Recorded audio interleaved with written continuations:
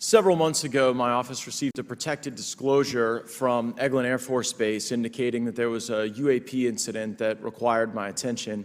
I sought a briefing regarding that episode and brought with me Congressman Burchett and Congresswoman Luna.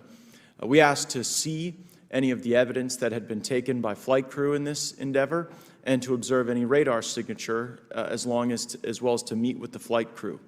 We were not afforded access to all of the flight crew.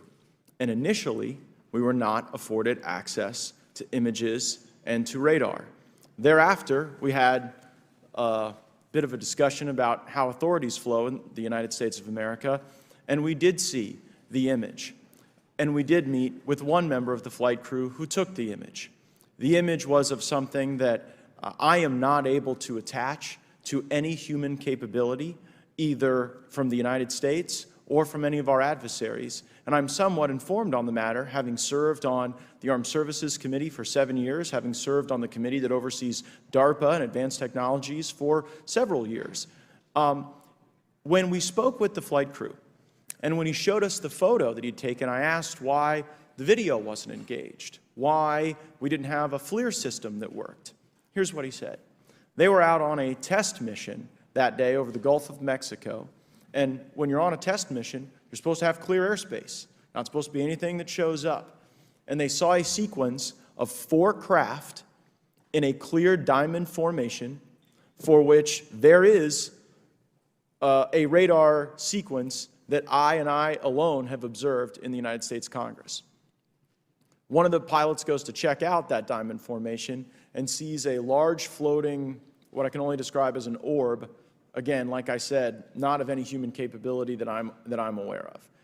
And when he approached, he said that his radar went down, he said that his FLIR system malfunctioned, and that he had to manually take this image from one of the lenses, and it was not automated in collection, as you would typically see in a test mission. It was stated explicitly to me by these test pilots that if you have a UAP experience, the best thing you can do for your career is forget it and not tell anyone. Because any type of reporting, either above the surface or below the surface, does have a perceived consequence to these people, and that is a culture we must change if we want to get to the truth. Mr. Chairman, I would observe that perhaps as we move forward from this hearing, there are some obvious next steps.